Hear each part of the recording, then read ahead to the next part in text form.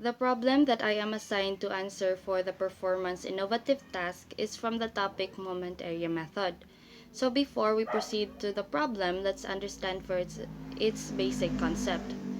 The moment area method is one of the most effective methods for obtaining the bending displacement in beams and frames.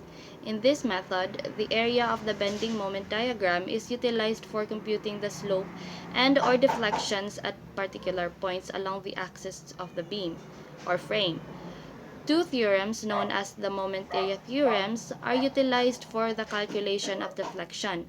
One theorem is used to calculate the change in the slope between 2 points on the elastic curve.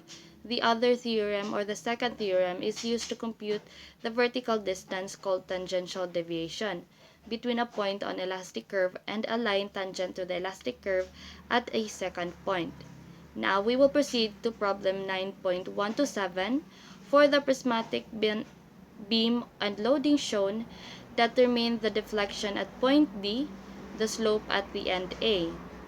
As shown in the figure, the given variables are the distance from point A to B and the force P, then assuming that the EI is constant.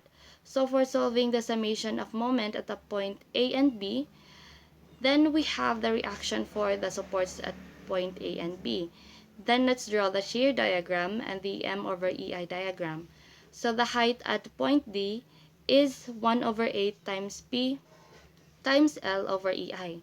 And at point E is negative 1 over 16 times P times L over EI.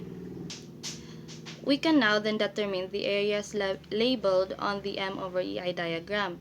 The formula for the area is 1/2 base times height, so the solution for the areas from 1 to 4 are as follow.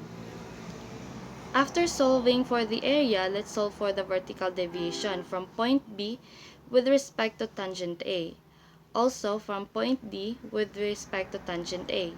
Note that this equation is from the second moment area theorem. So now that we have the values of the vertical deviation, let's proceed in solving the deflection at point D, denoted as y sub d.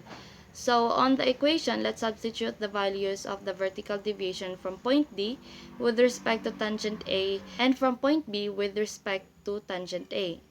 So the deflection at point D is equal to negative 5 over 760 times force P times L cubed over EI.